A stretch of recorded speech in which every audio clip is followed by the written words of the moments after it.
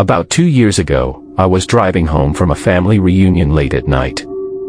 The trip was supposed to take a little over 2 hours, and although several relatives had offered me a place to stay, I decided to make the drive because I had work the next morning and needed to be back early. At first, the drive was uneventful, the roads were quiet, and traffic was light. Most of the route took me through long stretches of countryside where dense trees and thick bushes lined both sides of the road. It was the kind of road that seemed endless at night. Every few minutes another vehicle would pass in the opposite direction, but otherwise there was very little activity. About 45 minutes into the drive, fatigue hit me hard. It wasn't the gradual kind of tiredness that builds over hours. It felt like a switch had been flipped. One moment I was fine, and the next I was struggling to keep my eyes focused on the road. I rolled down the window, turned up the radio, and tried every trick I knew to stay alert, but nothing seemed to help. The problem was that there weren't many places to stop. I kept hoping I would come across a gas station, a rest area, or even a parking lot where I could safely pull over and get some sleep, but mile after mile passed without anything suitable appearing. Eventually I accepted that continuing to drive wasn't a good idea. I was becoming too tired to trust myself behind the wheel. Not wanting to stop in plain sight, I pulled off the road onto a patch of grass hidden behind some bushes. The spot wasn't ideal, but it was far enough from the road that passing drivers probably wouldn't notice my vehicle.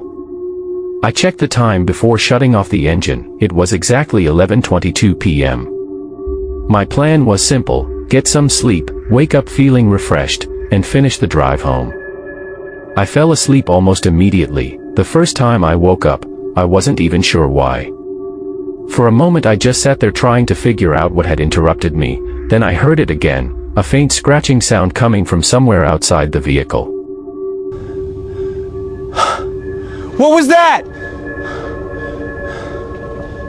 It lasted only a few seconds before stopping completely.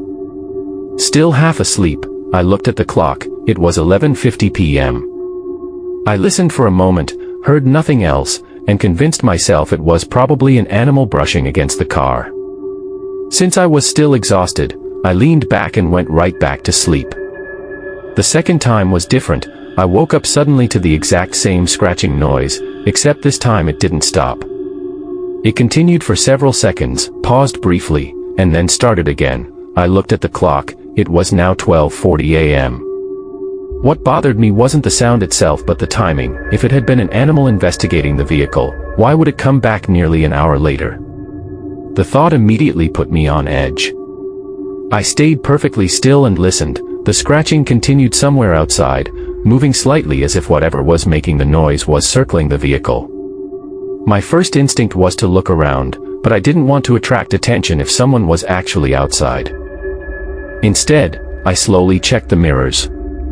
For a second, I didn't see anything. Then, in the rearview mirror, I caught a brief glimpse of movement. Something, or someone, was running away from the vehicle and disappearing into the darkness beyond the trees. That was enough for me. At the time, every scary story I'd ever heard immediately started running through my head. Rational or not, I didn't want to stick around long enough to find out what had been outside my car. I started the engine, put the car into gear, and pulled back onto the road. Within seconds I was driving away from the area. The road curved sharply about 100 yards ahead. As I came around the bend, my headlights illuminated another vehicle parked on the side of the road. The sight immediately caught my attention. The driver's side door was wide open. I slowed down slightly as I passed. The interior light was on, making it easy to see inside, and from what I could tell, there was nobody in the driver's seat and nobody standing nearby. It looked completely abandoned.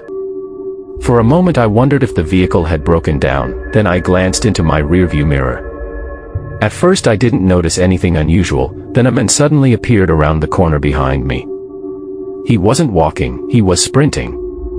The man was running directly toward my vehicle as fast as he could. Even through the closed windows, I could hear him yelling. His arms were waving wildly as he chased after me. The words became clearer as the distance closed. "Hey! Hey you!" Then he started shouting even louder, "Get out of your car now!"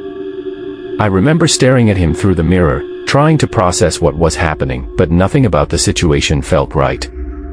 There was an empty vehicle parked on the roadside with the door hanging open. A man had apparently been somewhere in the woods moments earlier. Now he was running toward me in the middle of the night, demanding that I stop and get out of my car. I didn't spend much time thinking about it. I pressed the accelerator and kept driving. The man continued shouting for a few seconds before disappearing behind the curve. I never stopped, never turned around, and never saw him again.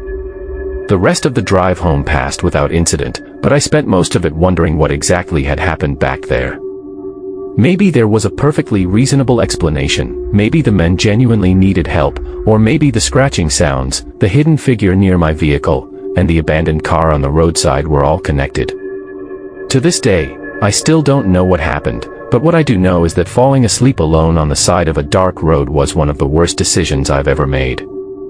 Looking back, I should have kept driving until I found a gas station, a rest stop, or somewhere with other people around. Whatever was happening out there that night, I was lucky enough not to stay long enough to find out.